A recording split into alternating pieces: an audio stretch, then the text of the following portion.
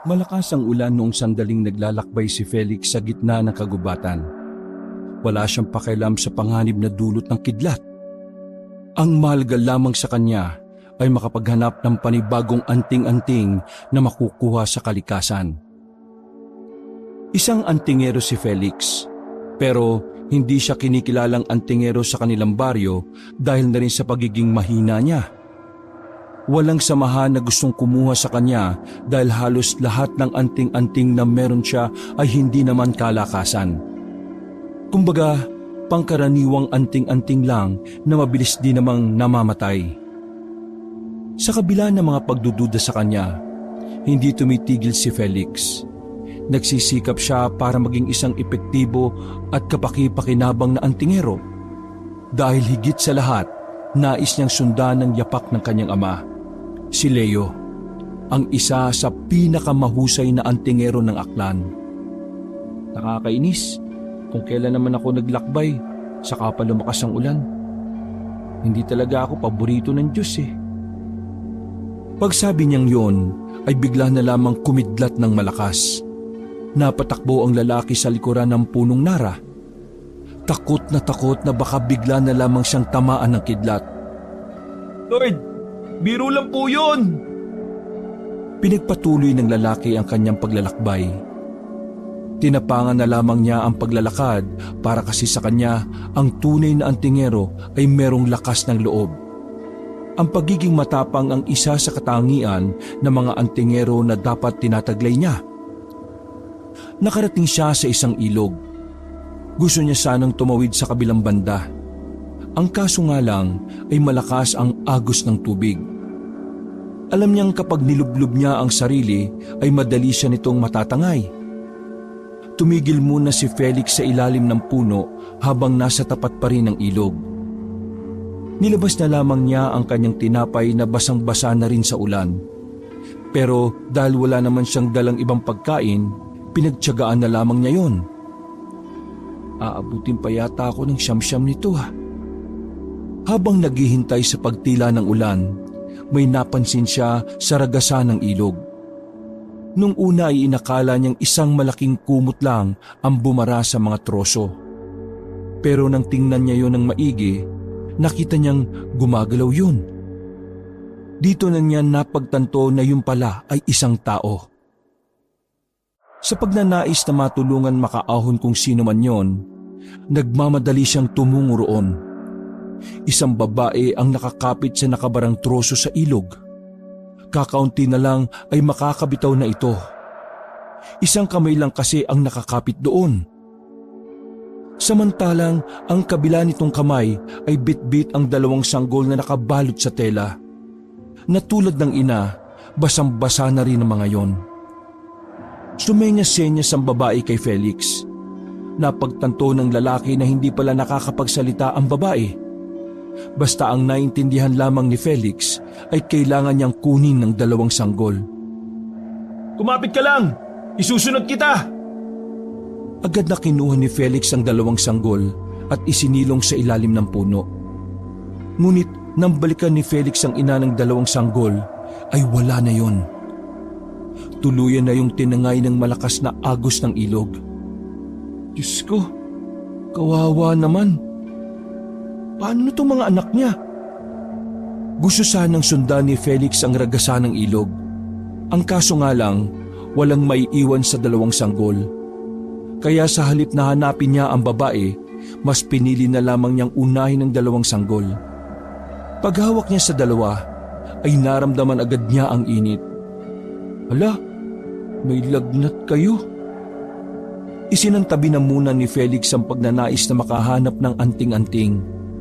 Naawa siya sa bata, kaya mas inintindi niya ang mga yon. Binalot niya ng tela ng maigi ang dalawang sanggol at nagmamadali na siyang makaalis ng gubat. Nakahinga siya ng maayos nang marating na ang kanilang baryo. Pagka-uwi niya sa kanila, bumungad agad ang kanyang pinsan na si Ralph.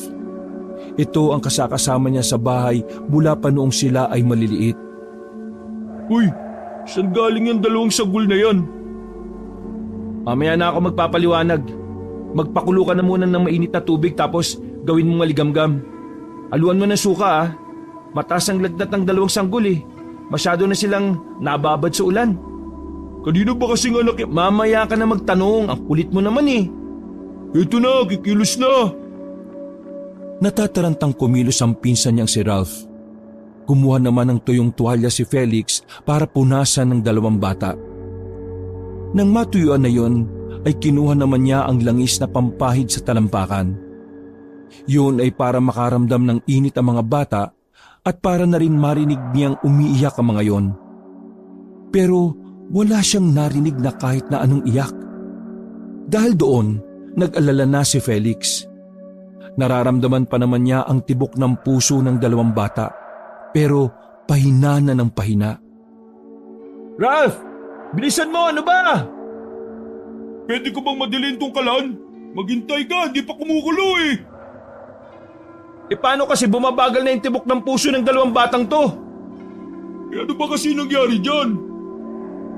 Hindi na alam ni Felix kung ano ang gagawin sa mga bata. Wala rin naman kasi siyang karanasan sa panggagamot. Kaya bago pa man kumulo ang tubig, naramdaman na lang ni Felix na wala ng tibok ng puso ng sanggol. Uy, bakit? Nanghinginig ang kamay ni Felix at parang nanlambot na napaupo at napasandal na lang sa pader. Bakit nga? Hindi na nakatiis si Ralph. Inalam na niya mismo kung ano ang lagay ng dalawang sanggol. Pagdikit niya ng tenga niya sa dibdib ng dalawa ay wala na siyang nararamdamang tibok.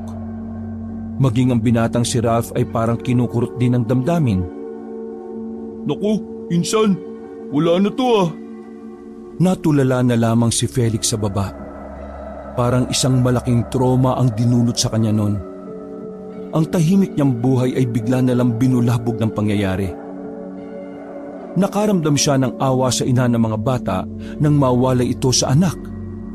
Pero mas naaawa siya sa ideyang hindi rin nakaligtas sa mga anak na mas inuna nitong mabuhay. Makalipas ang halos 5 minuto, umupo na lang din si Ralph sa tabi ni Felix. Hinayaan na lamang nila ang dalawang bata sa ibabaw ng lamesa. Sabihin mo nga sa akin, saan ba nakuha yung dalawang batang yan, insan? Habang naghahanap ako ng anting-anting sa gubat, may nakita kong babae na tinatangay ng ragasa sa ilog eh. Paglapit ko, may bitbit siyang dalawang sanggol. Kinuha ko yun gaya ng pakiusap niya sa akin. Pero pagbalik ko, tinangay na yung babae. Inuwi ko tong dalawang sanggol kasi naawa ko sa kanila eh.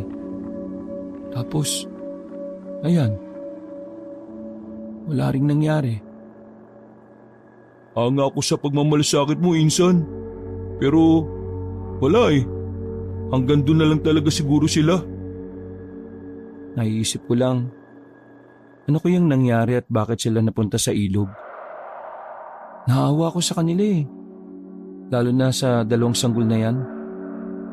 Hindi pa man sila namumulat sa mundo, tuluyan na silang nawala.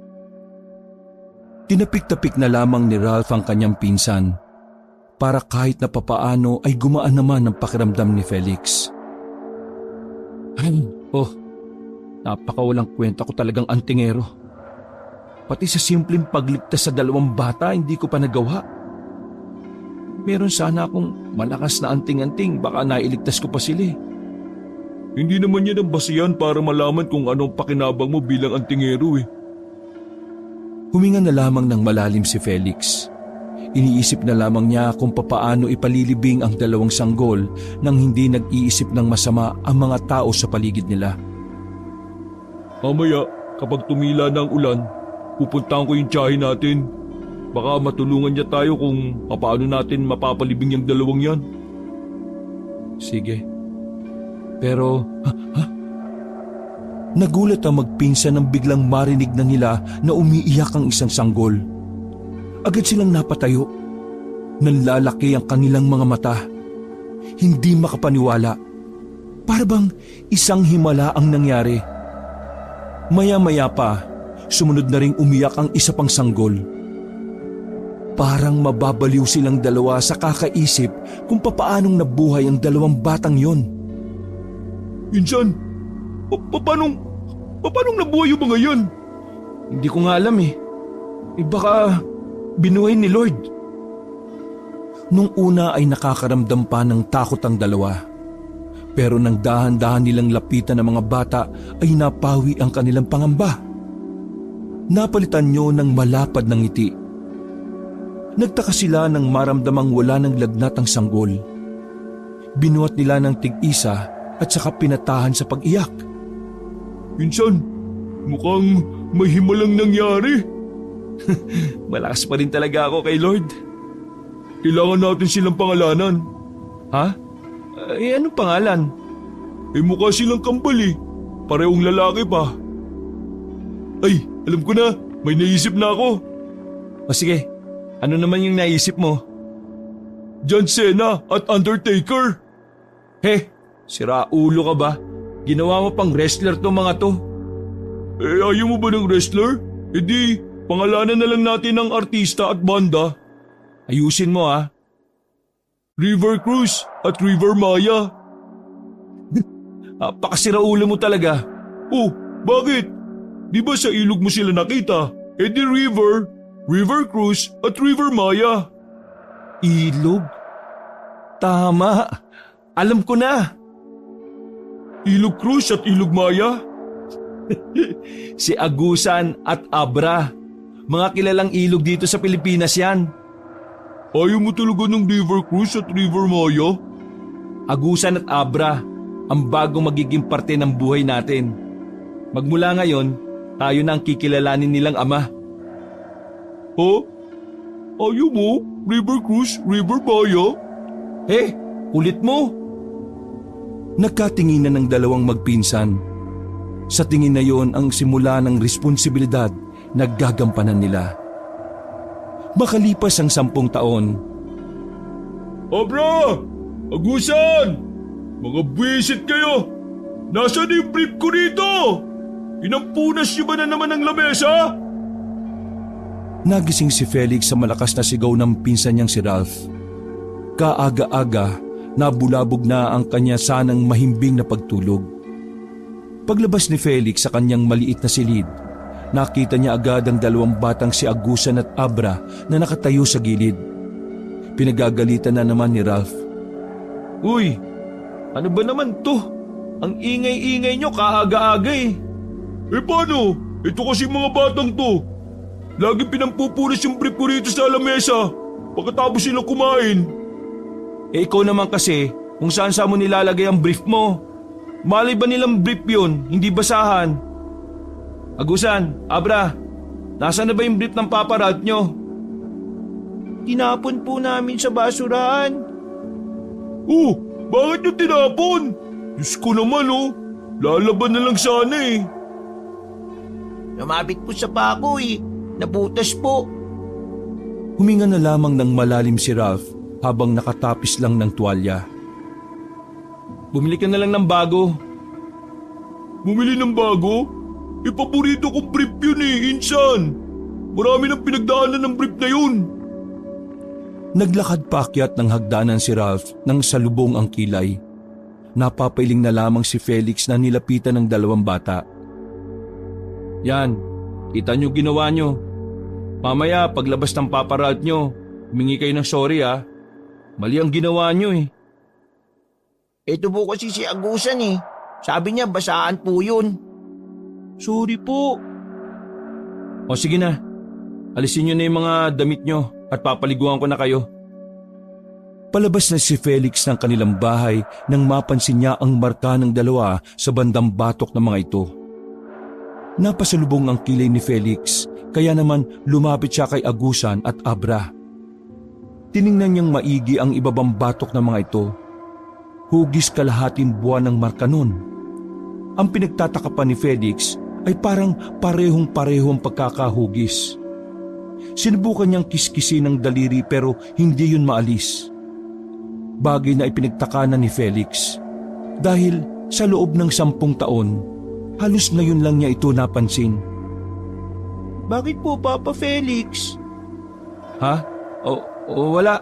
Sige na, kukuha lang ako ng tubig sa pusuhan. Pagkatapos paliguan ni Felix sa mga bata, ay hinanap niya ang libro ng kanyang tatay. Parang pamilyar kasi sa kanya ang simbolo o marka na yon. Sa pagbuklat niya ng bawat pahina, nahanap niya ang parehong marka. Nanlalaki ang mata ni Felix nang mabasa kung anong klase ng marka ang nasa batok ng dalawang bata. Napalunok siya ng laway. Bigla na lamang dumaloy ang kaba sa kanyang sistema. Mabilis niyang isinarado ang libro nang biglang dumating si Ralph na bihis na bihis. Insan, aalis kami ni Agusan. Ibibili ko lang ng bagong tsinelas yung dalawa. Si Abra, hindi mo isasama? Ayaw sumama eh. Matutulog lang daw siya. O sige, mag-ingat kayo ah. Tumingin si Ralph sa librong hawak ni Felix. Oh, libro ba ni Tito yan? Oo, may binasa lang ako. May karagdagang kaalaman kung papaano maging mahusay na antingero. O sige, alis na kami. Pag-alis ni Ralph, nakahinga ng maluwag si Felix. Hindi niya maaring ipaalam kagad kay Ralph ang bagay na natuklasan niya. Wala siyang kasiguraduhan kung matatanggap ba ni Ralph ang katotohanan na si Agusan at Abra ay mga gabunan. Hindi dapat malaman ito ng iba. Sigurado ako pag-iinitan sila ng mga tao, lalo na ng mga kapwa ko antingero. Huminga siya muli ng malalim. Nakaramdam siya ng labis na pag-aalala. Kaya naman nag-isip na siya ng paraan kung papaano matatakpan ang marka sa ilalim ng batok ng dalawang bata. Saktong 6:00 ng gabi, hingal na bumalik ng bahay ang lalaking si Ralph, dala ang mga pinamiling sangkap mula sa palengke. Hinilan nito si Felix palabas at dinala sa kanilang bakuran. Uy, problema. Bakit ba kung makahila para ka namang may sasabing nakakagulat? Nakakagulat talaga itong sasabihin ko. Tumingin-tingin pa si Ralph kung maririnig sila ng dalawang bata sa loob ng bahay. Insan, ngayon lang, pinatay yung isa sa mga magagaling na antingero mula sa grupo ng mga magayon. Ang magayon ay grupo ng mga kilala at magagaling na antingero sa kanilang baryo. Ang magayon ang nangangalaga sa lugar at nagpapanatili ng kapayapaan laban sa masasamang elemento.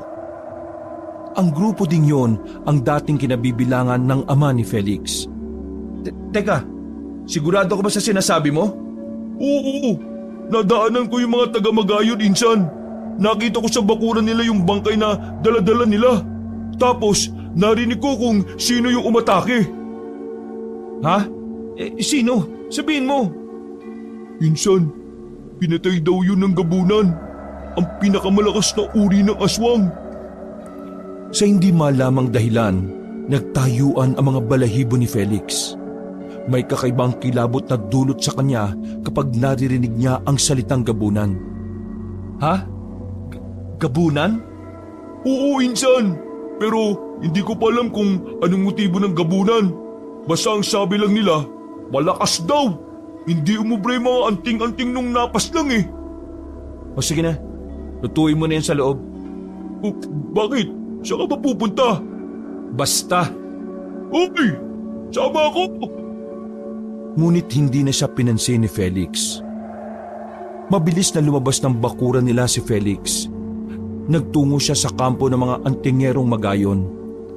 Pagkarating niya roon, ay napatingin sa kanya ang ilang miyembro na naroon. Kabilang na ang tinuturing na pinuno na si Mang Benji. Magandang gabi sa inyong lahat, lalo na sa inyo, Pinunong Benji. Lumapit sa kanya ang matandang si Mang Benji. Humawak-hawak pa ito sa mahaba nitong balbas at bigote. Bakit ka naririto? Anong kailangan mo? Tumingin-tingin si Felix sa loob ng bakuran pero wala na siyang nakikitang bangkay ng antingero. Mang Benji, gusto ko lang sanang magtanong tungkol sa gabunan na nakainkwentro ng kasamahan ninyo. Nagsalubong ang kilay ng matanda. Nagbulungan din ng iba pang mga antingero na naroroon. Ngumisi si Mang Benji at parang nang iinsultong tumawa na mahina. Bilib din ako sa radar mo ah. nalaman mo kagad ang nangyari kahit hindi pa kami nag-aanunsyo sa buong baryo. Pero, pasensya ka na ha. Hindi ako pwedeng magbigay ng impormasyon sa hindi naman parte ng aming samahan. Isa pa, wala ka rin naman magagawa eh. Teka, bakit ka ba interesado sa gabunan? Po? Oh, wala lang po. Pinag-aaralan ko lang po yung mga uri ng aswang, ang kahinaan at kalakasan ng mga aswang. Hindi mo ako sasadyain dito kung yan lang ang dahilan mo.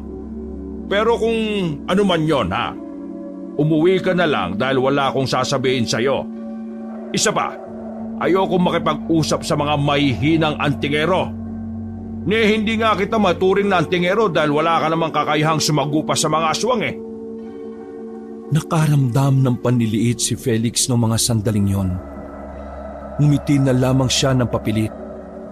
Batid niyang kung magsasalita pa siya, ay mas masasakit, nakakapampababang salita ang kanyang matatanggap. Sige po, kung hindi niyo pwedeng sabihin sa akin, tama nga po sigurong umalis na lang po ako. Huwag kang makikialam sa mga bagay na alam mong hindi mo naman kayang harapin. Malalakas lang ang may karapatang makialam. Hindi na nagsalita pa si Felix. Sandali niyang niyukuan ng matanda at saka nagmamadali na ring umalis. Habang naglalakad pa uwi, iniisip pa rin ni Felix ang aswang na gabunan. Hindi siya mapakali. Kung hindi lang gabunan ang dalawang batang kasama nila sa bahay, wala naman sanang pakialam si Felix sa mga nangyayari sa mga antingero. Pero palagay ni Felix, dapat siyang makakalap ng impormasyon tungkol sa gabunan. Nang sa ganon, mapag-aralan niya rin kung ano ang mangyayari sa dalawang bata kung sakaling maging ganap na gabunan na rin ang mga yon. Pag-uwi ni Felix sa kanilang bahay ay inabutan niyang naglalaro sa kanilang bakuran si Agusan at Abra, habang si Ralph naman ay abala lang na nagluluto sa gilid.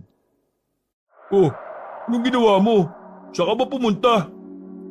Sa Magayon, nagtanong lang naman ako tungkol sa gabunan. Pero wala silang nilabas na impormasyon sa akin eh. Dadamot nila. Kahit kailan talaga ang baba ng tingin nila sa akin eh. Sinabi ko naman kasi sa'yo na ilayo mo lang sarili mo sa kanila. Hindi ka nila gusto. At kahit lumakas ka pa, hindi ka rin nila isasali sa kanila. Ayaw nila sa papa mo eh. Kaya ayaw rin nila sa'yo. Ay, hindi lang kasi nadali ang atay ni Papa eh. Hindi sana may nagtuturo sa akin ngayon kung papaano maging mahusay na antingero. Alam mo, ang maganda mong gawin, alamin mo sa sarili mo yung kalakasan mo. Nararamdaman ko na hindi ka naman talagang mahina eh. Wala ka lang talagang tiwala sa sarili. At saka, hindi pa dumarating yung tamang anting-anting para sa'yo. Tumango na lamang si Felix sa mga sinabi sa kanya ng pinsan. Dahil may punto naman talaga yon. Papa Felix! Tumakbo ang batang si Agusan palapit sa kanilang dalawa. Muntikan pa itong madapa. Mabuti na lang at nakabalansi kaagad. Di po ba? Hindi kayong tunay namin mga magulang? Sino po ba ang mama at papa namin? Sandaling hindi nakapagsalita si Felix. Batid niyang malaki ang posibilidad na gabunan ng ama ng dalawa, kaya hindi niya alam ang isasagot. Masyado rin namang mabigat kung sasabihin nila na tinangay ng rumaragas ang tubig ang ina nila. Kaya sinabi na lang nila ang palagi nilang sinasabi sa dalawa. Kagaya nga ng lagi naming sinasabi, kinukup namin kayo sa ampunan sa bayan. Pareho kaming baog ng Papa Felix nyo, kaya malabo na kami magkaanak. Kaya yun, inampo namin kayo.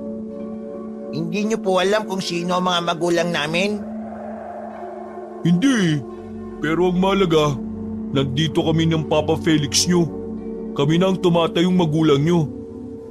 Pero, meron po kaming napapanaginipan eh. Isa pong lalaki, parang matanda na po.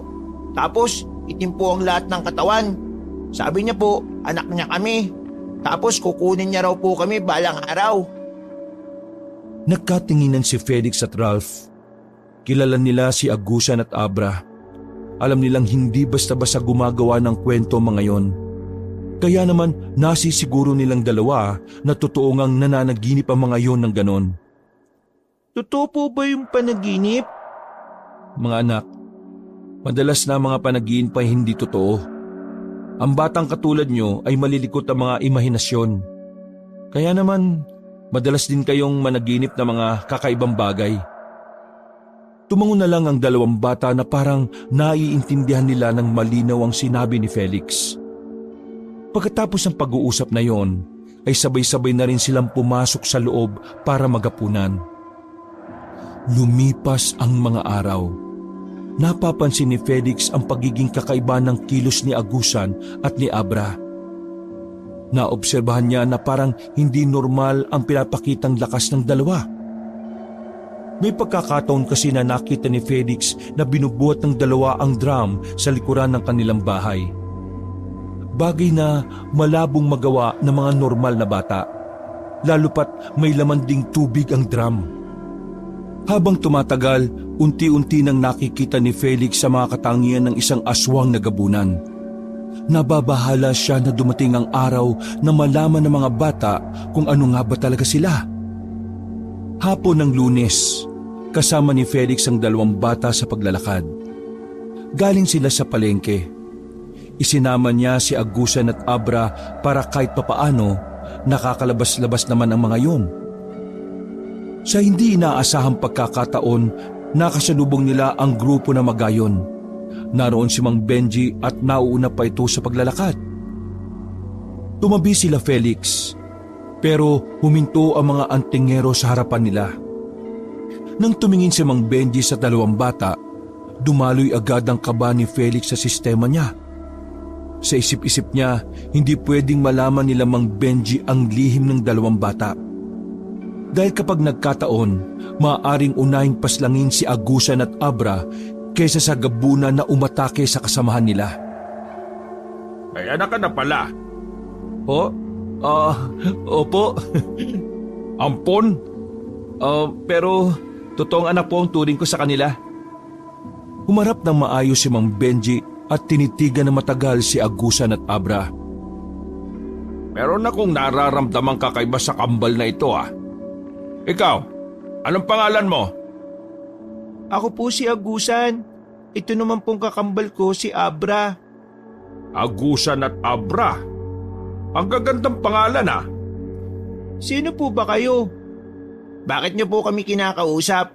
Kilala po ba namin kayo? Ako ang pinuno ng mga antingero sa baryong ito at pumapas lang kami ng mga aswang. Bagyang natakot ang dalawang bata base sa pananakot ng boses ni Mang Benji.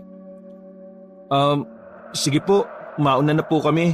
Magluluto pa po ako ng hapunan Bago umalis ay may pahabol pa ang matandang si Benji kay Felix. Misteryoso ang dalawang batang yan para sa akin Sana mas makilala ko pa sila. Ngumiti na lamang ng pilit si Felix. Hindi na siya sumagot pa. Naglakad na silang mabilis habang kumakabog ang dibdib. Papa Felix, nararamdaman ko po, malakas po siya. Parang marami na po siyang pinaslang na aswang. Pero nakakatakot po siya. Pakiramdam ko po may gagawin siyang masama sa amin Mga anak, huwag kayong mag-alala. Hindi naman masamang tao si Mang Benji At kung sakali man na mangyaring maging masama siya, nandito naman ako para protektahan kayo. Kaya, Natigilan si Felix sa pagsasalita nang makarinig ng mga sigawan. Nang lumingon siya sa likuran, nakita niya ang mga antingero na naaalarma. Hinigit ni Felix ang dalawang bata at tumabi sila sa gilid. Kitang-kita ng dalawang mata ni Felix ang isang nilalang na nasa taas ng bubungan. Kulay itim ang buong katawan at puting-puti naman ang mahaba nitong buhok. Gabunan! Kahit nasa malayo, naramdaman ni Felix na tila ba sa direksyon nila nakatingin ang gabunan. Kaya naman nagmamadali nang inalis ni Felix ang dalawang bata roon. Umuwi kagad sila sa bahay at nagsarado ng pinto at mga bintana. Uy, 6:00 pa lang, bakit nagsasarado ka na? Nagtatakang tanong ni Ralph nang makita silang pumasok. Agusan, Abra, pumasok kayo sa kwarto nyo. Ngayon din! Agad namang sumunod si Agusan at Abra. Insan, nasa baryo natin yung gabunan. Kalaban siya ngayon nila Mang Benji. Sinasabi ko na nga bang darating din ang pagkakataon na yan eh. Pero kampante naman ako na matatalo nila Mang Benji yan. Umupo si Felix sa gilid. Tumahimik ito na parang malalim ang iniisip. Oh, bakit? Anong problema? Huwag mong sabihin na gusto mong sumama sa pakikipaglaban sa kanila. Alam mo namang ayaw na ayaw nilang sumali ka sa kanila, di ba? Hindi yun, Insan. Uy, anong dinadrama mo dyan? Basta, sasabihin ko rin sa iyo kapag handa na ako. Sa ngayon kasi, kailangan ko na munang magpalakas bilang antingero. Isang malalim na paghinga ang ginawa ni Felix. Sa mga nangyayari, mas napatunayan niya na dapat lang na lumakas na rin siya. Dahil kapag dumating ang mga sandaling makaharap na niya ang gabunan, kailangang maproteksyonan niya sina Agusan at Abra. Dakong alas 7 ng gabi, nag-anunsyo ang mga taga-Magayon na napaatras nila ang aswang na gabunan. Ayon sa balitang pinaabot nila sa mga residente, nagawa nilang sugatan ang gabunan. Hindi pa man nila natalo ang malakas na aswang na yon, marami na agad ang natuwa sa nangyari. Ang hindi nila alam, yun pa lang ang simula ng kalbaryo ng lahat. Nung gabing yon, sabay na pinag-aralan ni Felix at Ralph ang mga bagay tungkol sa gabunan. Gamit ang librong nahiram nila sa kumpare ng ama ni Felix, marami silang nakalap na impormasyon tungkol sa pambihirang aswang. Ang gabunan pala isang beses lang sa isang taon kung kumain. Ibig sabihin, ang pagpunta niya rito sa baryo natin ay papaslang lang talaga siya ng mga antingero. Hindi natin sigurado kung yun talaga yung pakay niya. Pero ang sabi rin dito, ang mga gabunan ay may kakaibang pagkabaliw sa mga bagay na pagmamay-ari nila na napunta sa iba. Ibig sabihin, meron siyang hinahanap dito sa baryo na pagmamay-ari niya. Unti-unting napatigil ang lalaki sa pagsasalita nang mapagtanto ang isang bagay. Napatingin siya sa magkapatid na Agusan at Abra. Nakaramdam na naman siya ng pagkabahala. Dahil kung tama ang kanyang hinala, darating ang araw na maaring mawala sa kanila ang dalawang bata. Uy, ano? Ayos ka lang ba? Tulala ka na naman eh. Ha? Insan, may kailangan kang malaman eh. Malaman? Nalin? Tungkol ito kay Agusan at Abra. O bakit? Ano bang meron sa mga anak natin? Insan, si Agusan at Abra, mga gabunan. Ano naman? Ha? Sandali nga. Ulitin mo nga sinabi mo. Doon pa lang sa huli nilang pagkabuhay naramdaman ko nang hindi talaga sila pangkaraniwang bata eh. Tapos, hindi mo ba napansin yung mga marka na nasa ilalim ng batok nila? Marka yun ng gabunan. Kapag unti-unti na silang nagiging aswang, sa oras na mabura yun, ibig sabihin, ganap na silang aswang na gabunan. Teka. Paano naman mangyayaring gabunan ng dalawang bata? Naguguluhan talaga ako. Yung babae, malakas ang pakiramdam ko na yun ang nanay nila. Nakipagtalik yun sa isang lalaking hindi niya alam, aswang pala. At ang hinala ko pa kaya may gabunan na lumitaw dito sa baryo natin, ay dahil dyan sa dalawang bata. Sinasabi mo na yung gabunan na kinakalaban nila Mang Benji ay maaaring ama nila Agusan at Abra. Diyos ko, Lord! Tila nanlumo si Ralph sa kanyang nalaman. Napaupo siya sa lamesa at napayuko. Si Felix naman natulala na lang din sa ibaba. Wala sa sarili ang magpinsan ng mga sandaling yon. Naghapunan sila na hindi man lang nalalasahan ng maayos ang kanilang pagkain. Pagkatapos ng kainan, lumabas na muna si Felix para makibalita sa labas. Napadaan siya sa kumpulan ng mga tao sa tapat ng barangay. Usap-usapan pa rin ang gabuna na nagawang itaboy ng mga antingero. Habang palihim na nakikinig sa usapan ng mga matatanda, isang misteryosong babae ang nakita niyang nakatingin sa kanya. Nasa kabilang banda yun ng daan.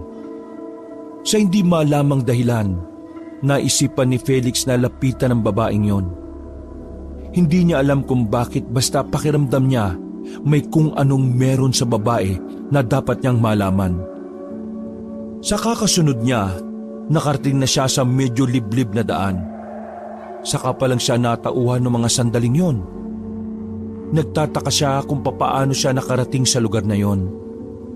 Napagtanto niya na parang sumasailalim pala siya sa isang hipnotismo. Nabaling ang atensyon niya sa gilid ng marinig niyang magsalita ang isang babae. Nakasuot ng mahabang bestida na kulay puti ang babae. Mahaba ang buhok at maputi. Hindi kaagad lumapit si Felix. Iniisip niya na baka may mangyaring masama sa kanya. Hinawakan agad ni Felix ang mumunti niyang anting-anting na alam naman niyang hindi rin naman niya magagamit para proteksyonan ang sarili. Sino ka? Tawagin mo na lang ako Magindara. Ha? Magindara? Ulit-ulit tayo, bingi ka ba? Ibig ko sabihin, kilala mo ba ako? Bakit kita sinundan? Ikaw ay nasa ilalim ng aking orasyon. Ginawa ko yon para hindi ako mahirapang kausapin ka. Ano bang kailangan mo sa akin? Inilabas ng babaeng si Magindara ang isang tali na may palawit na medalyon na kulay itim. Nakikilala mo ba kung kanino to? Teka, parang... Tama ka nang iniisip. Ang anting-anting na ito ay pagmamay-ari ng iyong ama na namayapa na. Pero bakit nasa iyo yan? Bago mamatay ang tatay mo, pinuntahan niya ang tatay ko para ibigay ito. Habilin niya na kapag nagkaroon ng banta sa baryo, ibibigay ko ito sa anak niya. At ngayon na ang tamang pagkakataon para doon. Teka, sandali. Tao ka ba? Bakit? Tinatanong ko kung tao ka ba. Anong bakit? Akala ko magpipick up lines ka eh. Oo naman, tao ako. Bakit? Akala mo ba diwata ako? Hindi. Akala ko engkanto ka. Walang iya ka? Porque ba hindi ako kagandahan? Maganda ka naman eh. Kaso gumagamit ka kasi ng hipnotismo. Kaya akala ko engkanto ka. Huminga ng malalim ang babae. Hindi pa rin nawawala ang pagtataray nito kay Felix. Anak ako ng albularyo. Kaya marami rin akong alam ng mga itim na mahika. Ganun ba? Tanggapin mo itong anting-anting ng ama mo. Kakailanganin mo ito dahil nalalagay na naman sa panganib ang buong baryo. Karapat-dapat ba ako para sa anting-anting na yan? Base sa ama mo, kikilalanin ka rin itong amo sa oras na mawala na siya sa mundo. Kaya huwag ka nang maarte, no? Inihagis na lamang ng babae ang anting-anting. Nasalo naman yun ni Felix. Gamitin mo yan. Ikaw lang ang makakatalo sa gabunan. Teka, sandali. Ano na naman ba? Nakakabala ka na ha? Natutulog ako sa bahay, inutus-utusan ako ng tatay ko para lang dyan. Tapos ano pa, ha? Ano pang sasabihin mo? Wala. Magpapasalamat lang. Salamat ha. Bumuga ng hangin ng babae at sinubukang ikalma ang kanyang sarili. Hindi na ito nagsalita. Isang pagtango na lamang ang tinugon nito sa lalaki. Naglakad na yon palayo habang si Felix naman ay namamanghang hawak-hawak ang anting-anting.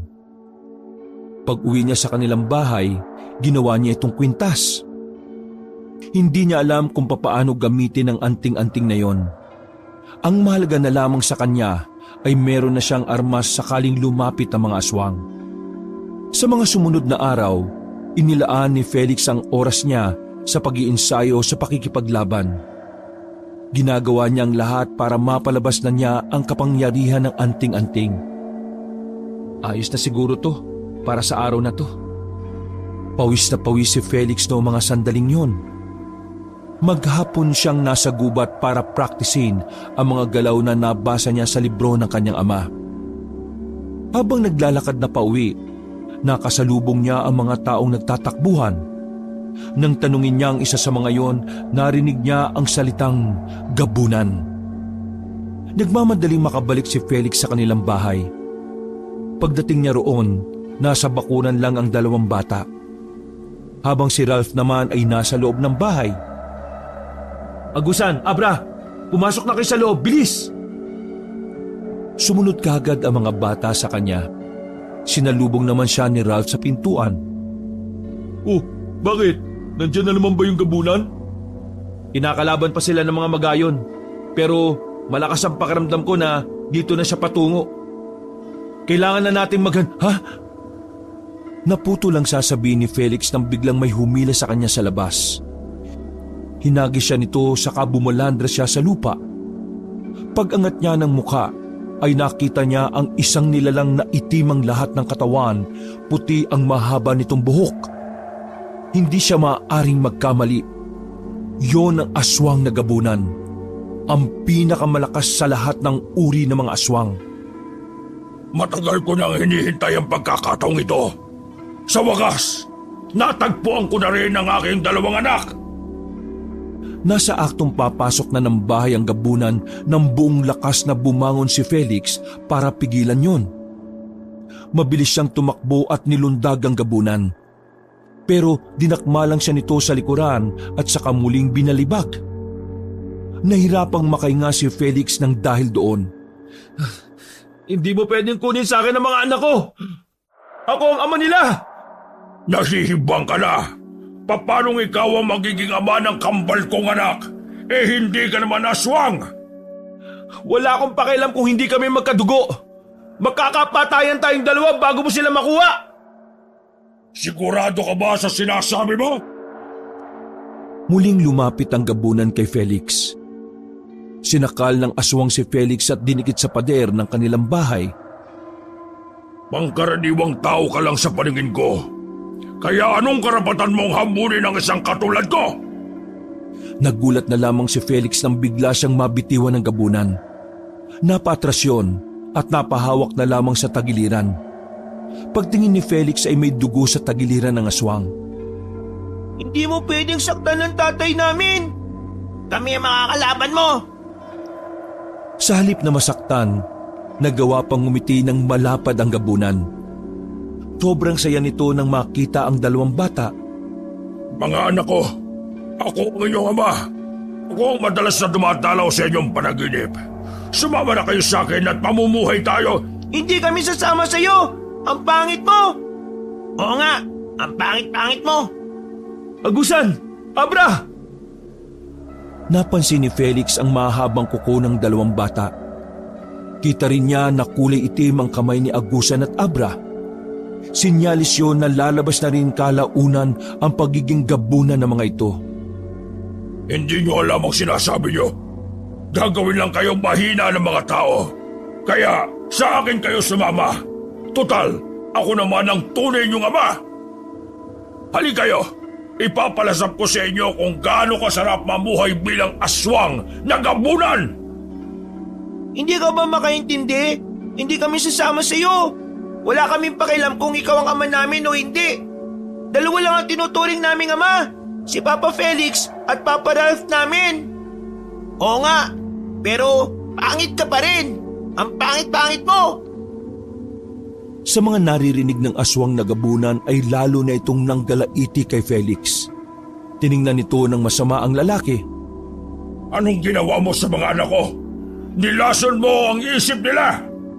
Hindi ko nilason ang isip nila. Pinaramdam ko sa kanila kung paanong mamuhay ng normal. Pinaramdam ko sa kanila na kailangan nila na makaramdam ng pagmamahal. Dahil yon ang para sa kanila. Hindi ka pwedeng maging ama ng mga batang ito kung puro kasamaan lang ang ituturo mo sa kanila. Ama si Papa Felix kasi pangit ka. Kung hindi ko makukuha mga batang yan sa pakiusap, mapipilitan akong gumamit ng dahas. Unti-unting humaba ang kuko ng gabunan. Pero ang mas kinagulat ni Felix at Ralph ay ang pagbabago rin ng anyo ng dalawang bata. Naging kulay itim din ng katawan ng mga yon. Hindi kami papayag na saktan mo sila, Papa. Kami ang makakalaban mo. Huwag kayong makialam dito! Dahil kapag ako napikon sa inyo, Hindi na pinatapos ni Agusan ang gabunan sa pagsasalita. Mabilis itong gumapang at kinalmot yon sa mukha. Dahil doon, lalong nagalit ang aswang na gabunan. Sinakal na nito ang batang si Agusan. Pero sumugod naman si Abra. Kinagat nito ang kamay ng lalaking aswang kaya nabitiwan din nito si Agusan.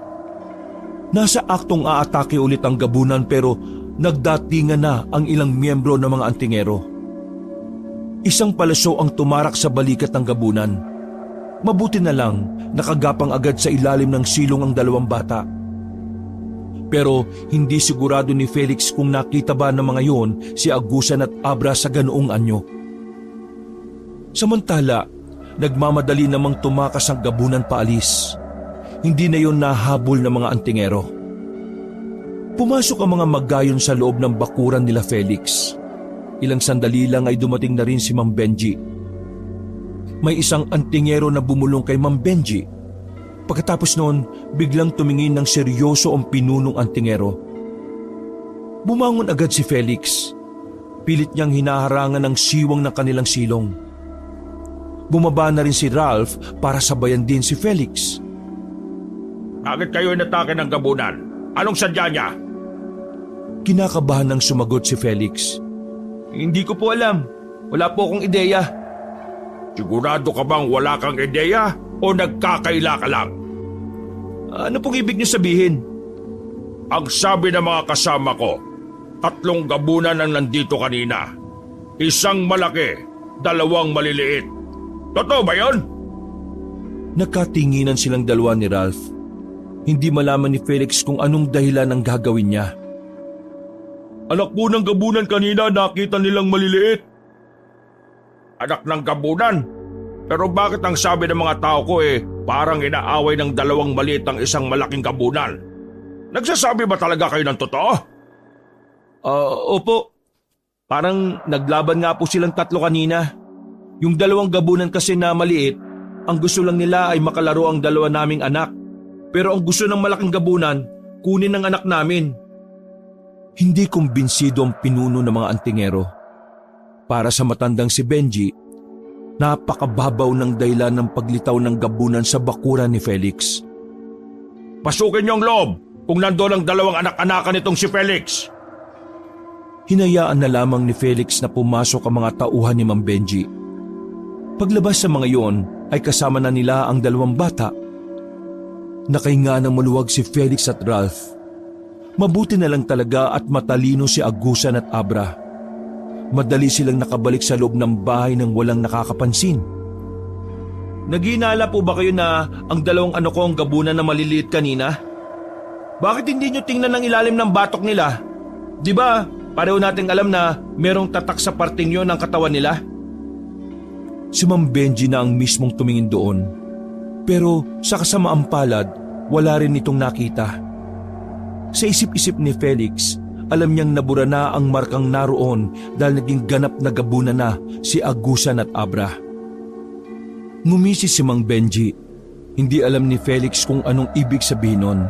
Pero para sa kanya, may lulusot na nila ang lihim ni Agusan at Abra. Umanga ako sa iyo, Felix. Dahil kahit na nandito ang gabunan kanina, wala man lang nangyari sa iyo masama. Samantalang napakahina mo namang antingero. Teka.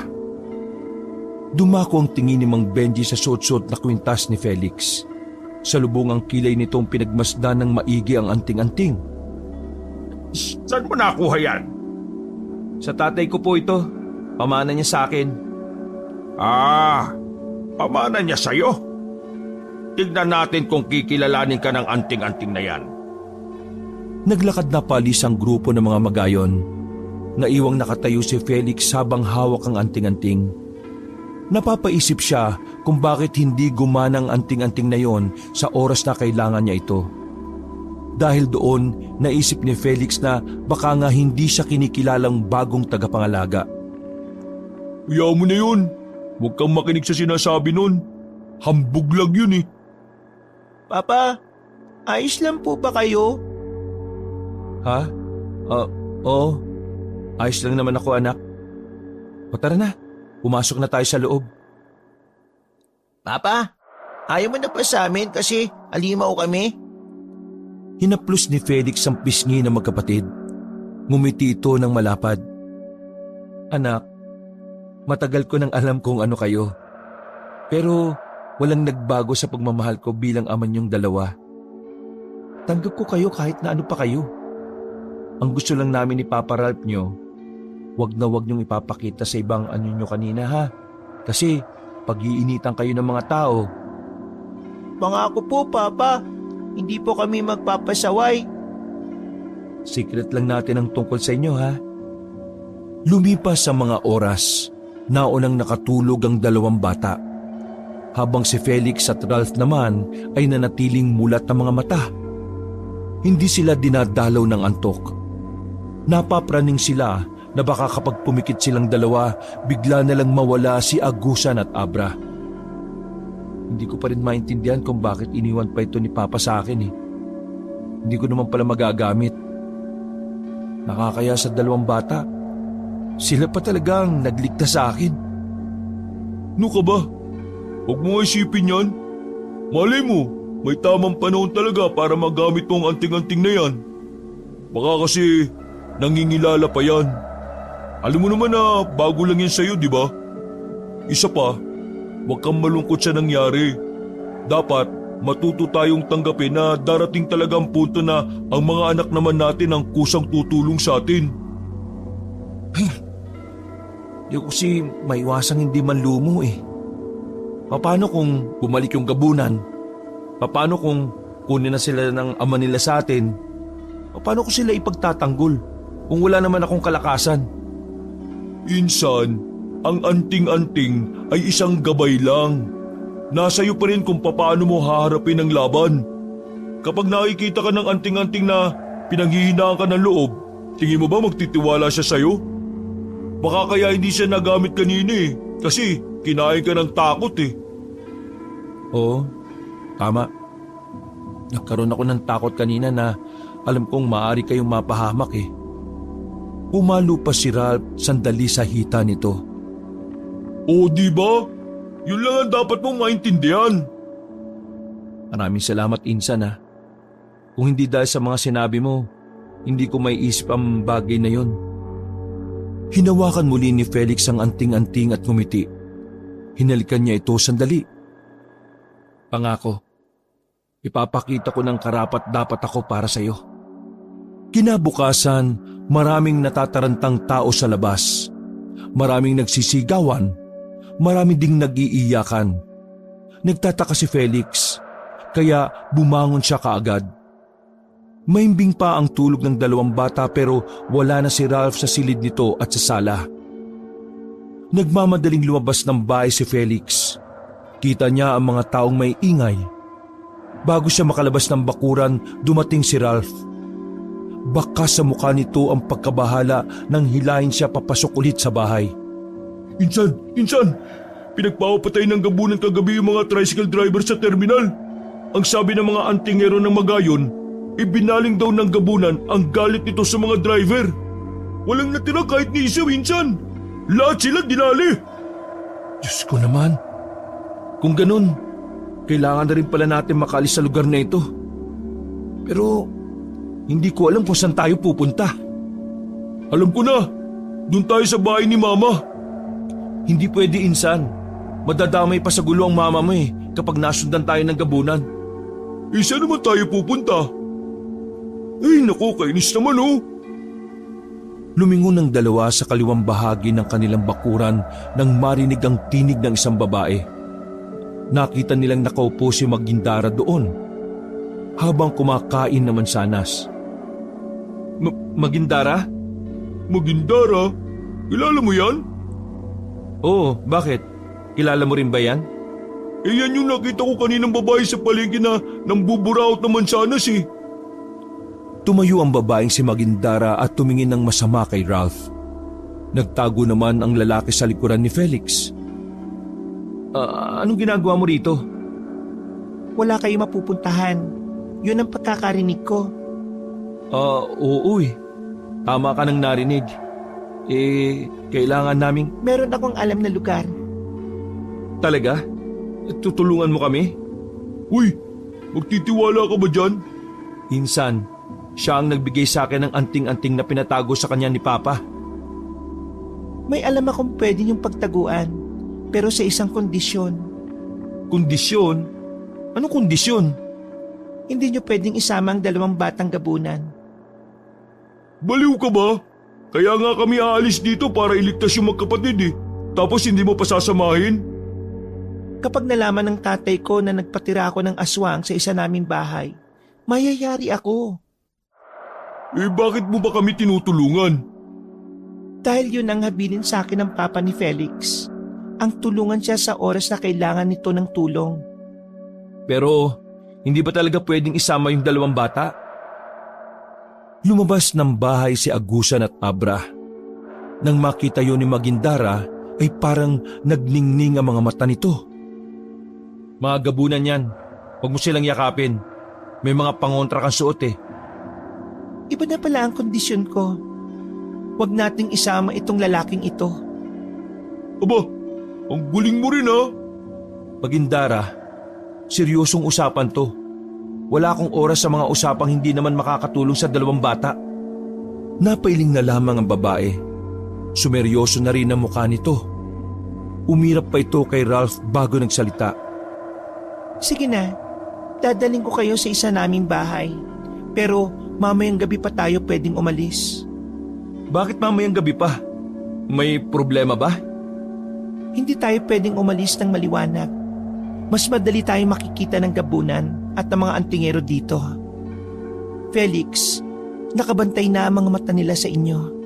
May hinala na sila na ang 2 batang yan ay anak ng gabunan na kalaban nila. Dami mong nalalaman ah. Spy ka ba? O sige, ihanda na namin ang sarili namin. 8:00, babalik ako dito.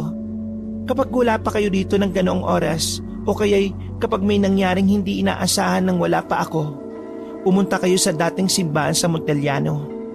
Doon din naman ako dadaan. O sige na, mauna na ako at baka maginala pa sila sa akin. Naglakad na paalis ang babae habang kumakain ng mansanas. Napapailing na lamang si Ralph doon. Buraot yun eh. Kilala mo pala yun ano? Hindi ko siya lubos na kilala, pero alam ko at nararamdaman ko nakakampi natin siya. Nang umagang yun ay hindi na muna sila lumabas ng kanilang bahay. Pasimpleng sumisilip-silip si Felix at Ralph sa labas kada kalahating oras na lilipas. Naiinip na ang 2 dahil parang lalong bumabagal ang oras habang hinihintay nila ang gabi. Habang nakasilip si Felix at Ralph sa bintana ay lumapit sa kanila si Agusan. Papa Felix, Papa Ralph, nanaginip po ako kanina. Oh, anong nasa panaginip mo anak? Nanaginip po ako, kinuha po kami ng gabunan na yon. Tapos namatay daw po kayo, Papa Felix. Aminado si Felix na nakaramdam siya ng kaba nang malaman yon mula kay Agusan. Pero hindi na lamang niya yon pinahalata pa sa bata. Ayaw niyang mag-alala si Agusan.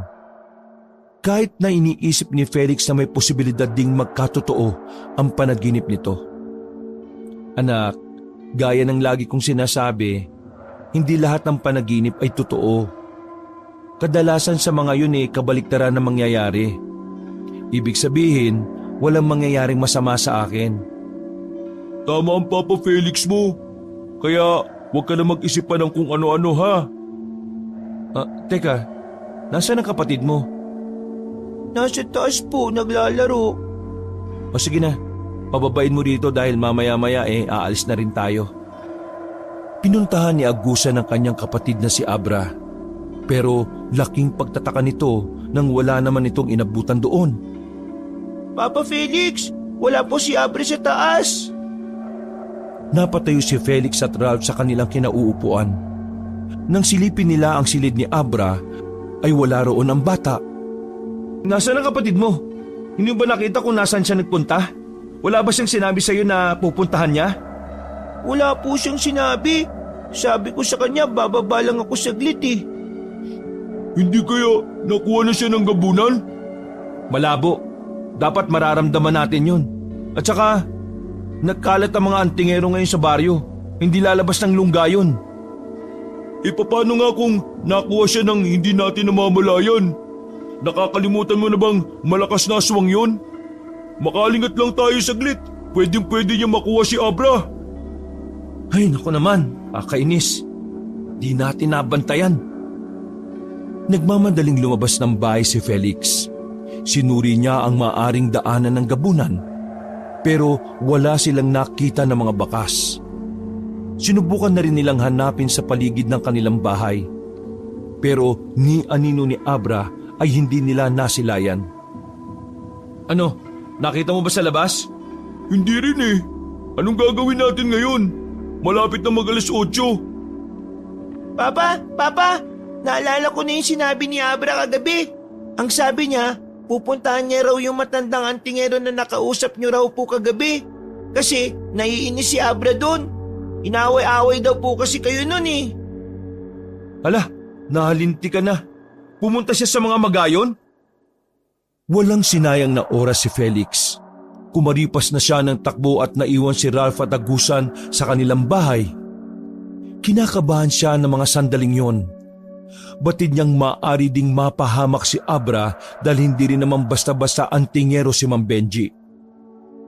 Kalaunan, narating na rin ni Felix ang lugar kung saan nakatirik ang kampo ng mga kapwa niya antingero. Nasipat niya sa loob na kalmado ang mga tao roon. Wala siyang nararamdamang pag-atake ng kahit na ano. Palihim siyang nagmasid sa paligid. Hindi niya makita si Abra. Nung una, inakala niya na hindi talaga roon nagtungo ang bunsong anak. Pero mga ilang sandali lang, narinig na lamang ni Felix na nagsisigawan na ang mga antingero sa loob ng kampo. Sumimpli siya ng tago sa gilid habang nakasilip. Nanlalaki ang kanyang dalawang mata nang makitang pinalilibutan na ng mga antingero ang batang gabunan na si Abra. Ganun pa man, pumapalag pa rin ang bata. Nakaanyong gabunan na yon kaya kahit papaano, naiilang sa kanya ang mga magayon.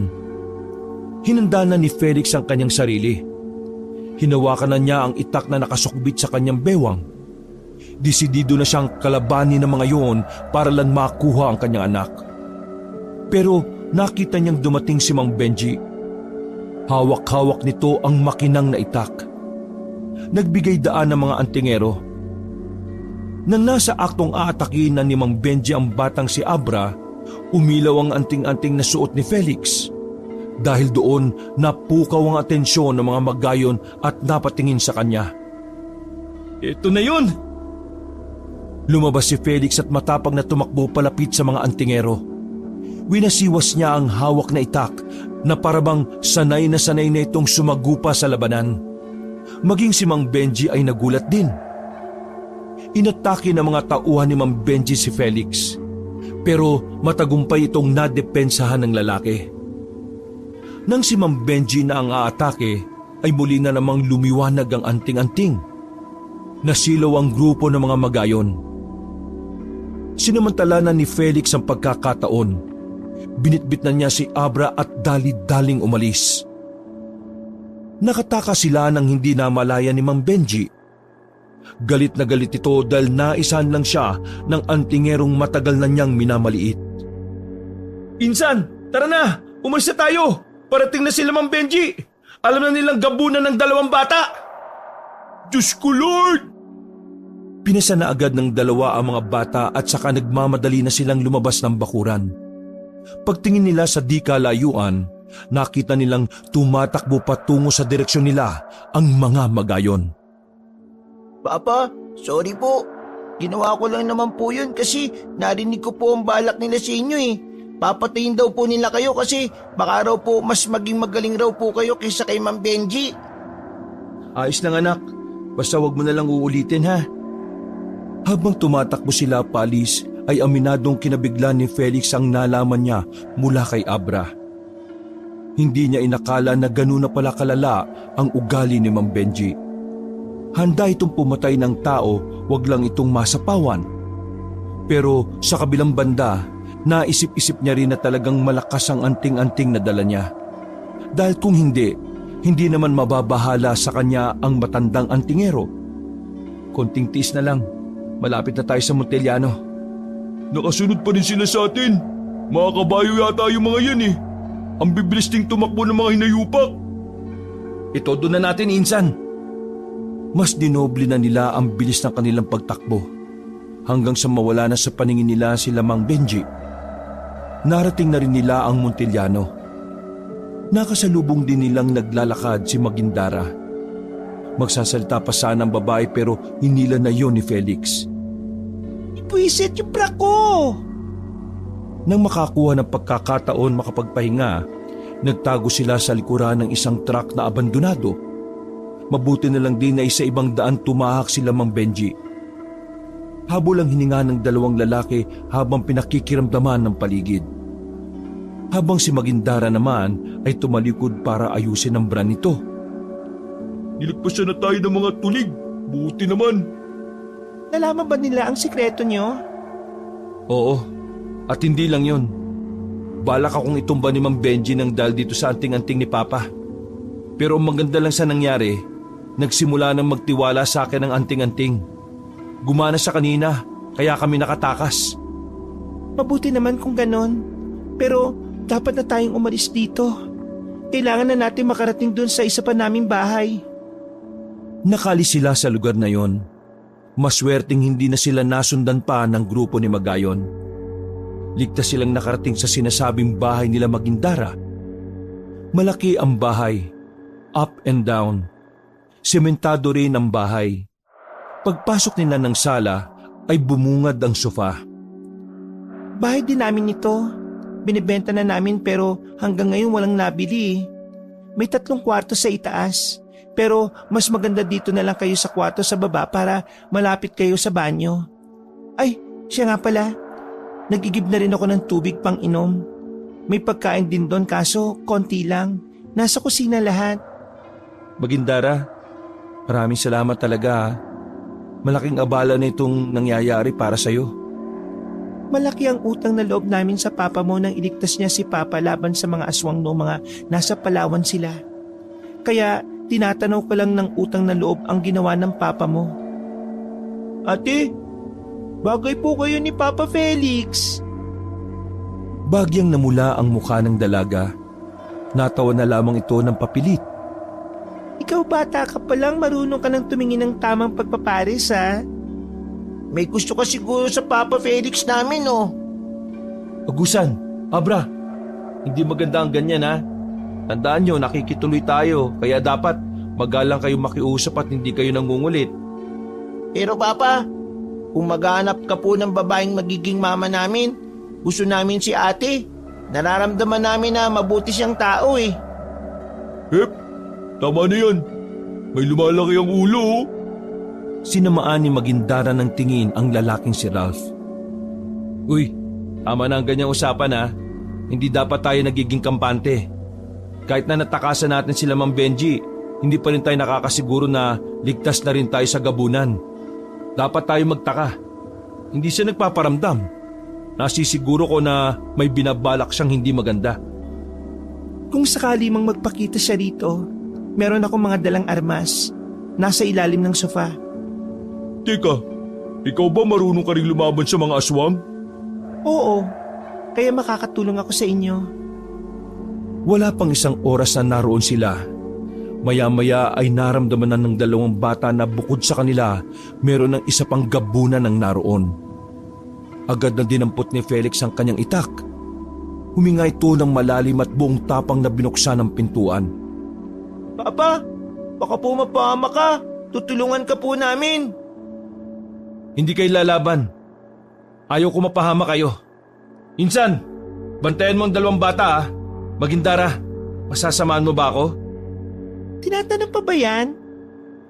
Sa tapat ng bahay, tumayo si Felix at Magindara. Ilang sandali lang, nakita na nilang nakapatong na ang gabunan sa pader. Namumula ang mata nito at naglilitawan pa ang mahahabang kuko. Samantala, nararamdaman naman ni Felix ang pagiging aktibo ng kanyang anting-anting. Kala niyo ba'y may lalayo niyo sa akin ang dalawa kong anak? Hindi!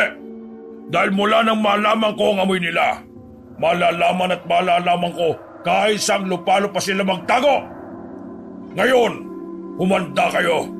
Pagbabayaran niyo ang paglason sa isip ng dalawa kong anak! Bigla na lamang lumusob ang gabunan. Sinalag ni Magindara ng espada ang kalmot ng aswang na yon. Pero dahil sa kakaibang lakas noon, tumalsik lang ang babae sa gilid. Hindi naman nagpahuli si Felix. Sa tulong ng anting-anting, mas mabilis siyang nakakapag-isip ng mga hakbang. Mas mabilis din ang kanyang kilos. Kaya naman nagawang patamaan ni Felix ang gabunan sa tagiliran. Ang kabalan mo kakamang idampi ang walang kwenta mong Huwag kang puro daldal! Nilapitan ulit ni Felix ang gabunan at sunod-sunod niya itong pinaghahataw ng itak. Hindi makapaniwala ang gabunan sa pinapakitang bilis ng lalaki. Hindi nito inaasahan na ibang-iba na si Felix sa puntong yon. Naramdaman ni Felix ang kakaibang enerhiya na nanggagaling sa anting-anting. Dumalo yun sa kanyang kanang kamay. Hindi na nagsayang ng pagkakataon si Felix. Nang makakuha ng tamang pagkakataon ay hinataw niya ulit ang gabunan. Tinamaan niya yun sa kamay. Naputol ang daliri nito sa sobrang lakas ng pagkakahataw ni Felix. Susundan pa sana ni Felix ng tagayon pero bigla na lamang lumundag ang gabunan patungo sa pader at gumapang yon sa itaas ng puno. Lalabas pa sana ng bakuran si Felix nang biglang magdatingan ng mga magayon. Napatigil ang lalaki nang harapin siya ni Mang Benji. Kung sinuswerte ka nga naman dito ka lang pala namin matatagpuan. Kung ako lang ang kailangan nyo, mamaya na tayo magtuos. Unahin natin ang gabunan. unahin ang gabunan? Eh di dapat mas unahin natin ang dalawang batang yan. Natakot ang dalawang bata sa malakas na sigaw na yon ni Mang Benji. Nagtago si Agusan at Abra sa likuran ni Ralph. Huwag mo silang idamay. Wala silang kasalanan sa kagagawa ng kanilang ama. Ama? Eh di tama nga ang hinala ko na ang lintik na gabunan na yun ang ama ng dalawang salot na yan. At kaya napadpad ang gabunan na yun dito ay dahil dito sa dalawang anak niya. Mang Benji, nakikiusap ako. Unahin natin yung malaking gabunan. Yun ang pinaka-problema natin ngayon. Makinig ka naman sa akin. Bakit naman ako makikinig sa iyo? Sino ka ba? Mang Benji! Felix, bata ka pa. Wala ka pang napapatunayan. Kaya hindi ka pwedeng magmalaki sa akin. Huwag mo kong uutusan na parang mas nakakataas ka sa akin. Wala akong pakialam kung sino sa atin ang mas nakakaangat. Ang inaalala ko, ang buhay ng nakararami. Kung inaalala mo kaligtasan ng nakararami, isuko mo sa akin ang dalawang batang gabunan na yan. Nasa aktong tatagain na ni Mang Benji si Felix nang biglang lumitaw ang gabunan mula sa itaas ng puno. Sa sobrang bilis ng mga pangyayari, hindi na nagawa pang makailag ni Mang Benji sa ginawa ng aswang. Tinamaan si Mang Benji ng mahabang kuko mula sa leeg hanggang sa likuran. Sumirit agad ang dugo nito na parang gripo. Inasikaso ng ibang antingero si Mang Benji. Pero huli na dahil makalipas lang ng ilang segundo, tuluyan na itong bumagsak. Masyado kasing malaki ang hiwa nito sa leeg. Naalarma ang mga tauhan ni Mang Benji. Pero kahit na anong gawin nilang paglaban sa ganoon ay wala silang binatbat. Para lang silang mga sisiw na minasakir. Talsikan pa ang mga dugo nito. Nakabuka ang malalaking hiwa na dulot na mahahabang kuko ng gabunan. Insan, isarado niyo ang mga pinto at bintana. Ikandado mo at huwag na huwag kayong lalabas hanggat hindi namin natatalo ang aswang na ito. Sinunod ni Ralph ang sinabi ni Felix. Pagtingin niya sa mga tauhan ni Mang Benji, lahat ng yon ay nakahandusay na sa sahig.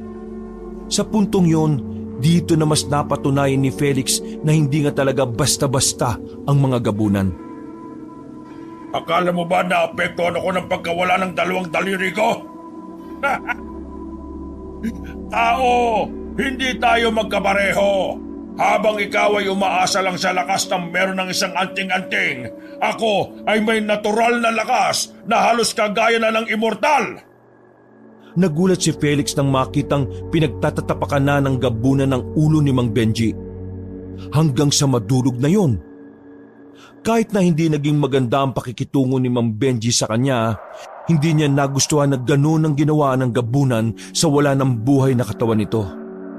Pagbabayaran mo ang lahat ng kasama na ginawa mo. Itaga mo sa bato na hindi mo makukuha si Agusan at Abra. Naramdaman ni Felix na tila maging ang anting-anting na kanyang suot ay nagalit na rin. Dumaloy na naman ang nag-uumapaw na lakas patungo sa kanyang magkabilang kamay. Dahil doon, walang pag-aalinlangan na nilusob ni Felix ang aswang. Sa bilis ng bawat kilos niya, ay walang magawa ang gabunan kundi ang umilag lamang. Sige lang, ilabas mo ang galit mo hanggang sa mawala ka na sa katinuan. Hindi galit ang dala ko, kundi ang pagmamahal. Pagmamahal na wala ka, kaya kahit kailan, hindi mo pwedeng kunin sa akin ang dalawang bata. Hinawakan ni Felix ng dalawang kamay ang itak. Buong puwersa niya itong hinagupit sa gabunan.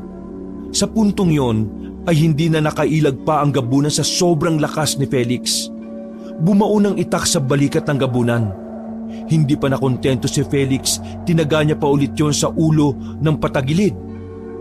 Hingal na hingal si Felix nang hugutin niya ang itak. Ito na ang katapusan mo, aswang na gabunan!